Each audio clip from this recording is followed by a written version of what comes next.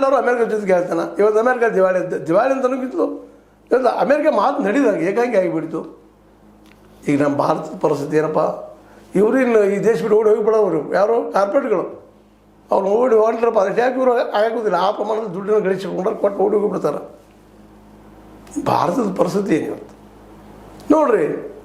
ವಿದೇಶಾಂಗ ನೀತಿಯಲ್ಲಿ ಅಲಿಪ್ ನೀತಿ ಇಟ್ಕೊಂಡಿದ್ರೆ ಇವತ್ತು ತಮ್ಮದೇ ಸಂಘಟನೆ ಇತ್ತು ನೋಡಿರಿ. ಸಾರ್ಕ್ ಮಾಡಿಕೊಂಡಿದ್ದೀವಿ ನಾವು 7 ದೇಶಗಳು. ಎಲ್ಲಿದಾವೆ ಸಾರ್ಕಿಗೆ? ನಮ್ಮ ಸುತ್ತಮುತ್ತ ಎಲ್ಲ ಚೈನಾದ ಪ್ರಭಾವ, ಯಾವ ದೇಶ ನಮ್ಮ ಜೊತೆಗಿಲ್ಲ. ಇವತ್ತು ನಾವು ಚೈನಾದ ಪ್ರಭಾವಕ್ಕೆ ಬಂದುಬಿಟ್ಟಿವಿ. ಇವತ್ತು ಮಾರ್ಕೆಟ್ ಹೋಗ್ರಿ, ಮಾರ್ಕೆಟ್ಗೆ ಏನು ಸಿಗ್ತಾವೆ ಬರೀ ಚೈನಾದ ಗೂಡ್ಸಲ್ಲ. ನಮಗೂ ಏನಿಲ್ಲ, ನಮ್ಮ ಇಂಡಸ್ಟ್ರಿ ಬೆಳೆಸಲಿಲ್ಲ ರೀ.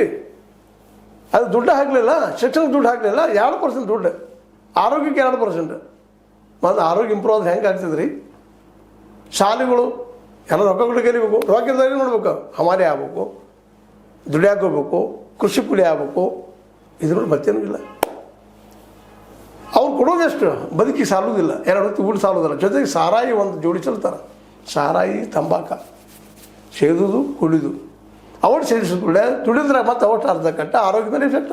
ಮತ್ತು ದೇಶ ಉದ್ಧಾರ ಆಗು, ಶ್ರೀಮಂತ ಆಗು, ಮುಂದೆ ಹೋಗು, ಬೆಳೆ ಎಲ್ಲರಿ ಸುಳ್ಳು ತೋರಿಸೋದು. 10% ಜನರ ಏರಿಯಾ ತೋರಿಸಿ ನಮ್ಮ ದೇಶ ಮುಂದುವರೆದ, ನಾವು ಭಾಳ ಮುಂದುವರೆದಿದ್ದೀವಿ ಅಂತ ಹೇಳ್ಬೋದು ಹೋಗೋದು.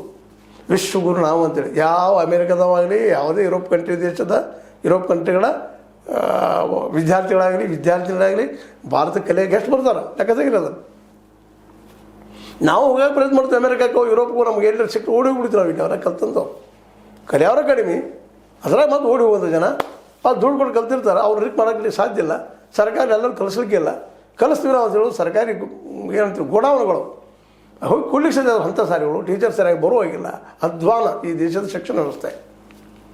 ಅದನ್ನು ನಮ್ಮಲ್ಲಿ ಅತ್ಯಂತ ಬೆಸ್ಟ್ ಕೆಲಸ ಮಾಡ್ತಾರೆ ಕೇಜ್ರಿವಾಲ್. ಯಾರೋ ವೈರಿ ಮಾಡಲಿ ಅವರು, ಅದು ಒಪ್ಪಬೇಕಾಗಿತ್ತು. ಅವರು ನಮ್ಮ ಮೋದಿಯವರಿಗೆ ಒಪ್ಪಿಗೆ ಇಲ್ಲ. ಯಾವ್ದಂದ್ರೆ ಏನೋ ಅಲ್ಲಿ ದಿಲ್ಲಿಯಲ್ಲಿ ಸಹಿತ ಶಿಕ್ಷಣ ರಂಗಕ್ಕೆ ಕೇಜ್ರಿವಾಲ್ ಮಾಡ್ತಾ ಇಲ್ಲ.